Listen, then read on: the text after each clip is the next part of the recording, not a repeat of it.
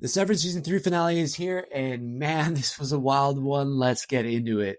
I'm Thomas, and on behalf of Nerd Initiative, let's talk about the season 2 finale. And this video will probably contain spoilers. I don't know how it could not. Now, ever since the finale of season 1, I was really curious how they were going to start season 2 and make it as satisfying as the ending of season 1 and answer all of our unanswered questions. Some of those questions being, what are all the numbers they're sorting?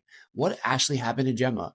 And what does the rest of the team do when they find out that Helly is actually an Egan? Now, what's great about this season is we get answers to all those questions, but there are still so many unanswered questions that I actually really love that this just continues to be a mystery box show that as things get answered, other things become presented and we don't know what they're about. One thing I love about this show is that each character gets their time to shine, and they equally have important stories that are very interesting and they're very complex, and it just makes you feel things for both the innies and the outies.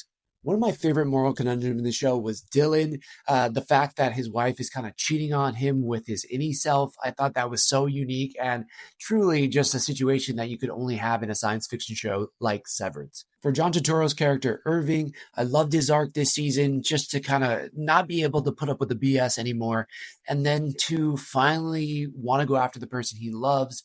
And then it just kind of leads him to this path where he ultimately has to go until off the sunset. I think he was one of the characters that actually kind of got a happy ending in a sense, even though he didn't exactly get what he wants. Two things I absolutely loved from the finale is Innie Mark and Outie Mark having that conversation at the birthing house, using the camera. I thought that was a really smart way to do it.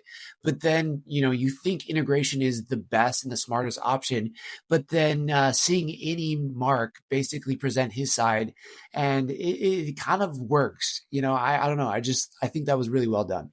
And the last thing I love was, Mr. Milicic getting his groove on with the marching band. I just didn't see it coming. It completely worked. Man's got moves. I dig it. Well, I generally love this season. I think they just did an amazing job following up from season 1 and just kind of answering questions while still building suspense. I'm sitting at about an 8 out of 10. There's still so much more deeper analysis and more quandary that I'd like to put into a video and a discussion. If you're interested in that, please drop it in the comments. Please subscribe here at Nerd Initiative and tell us what you think about season 2 of Severance. All right. Aloha.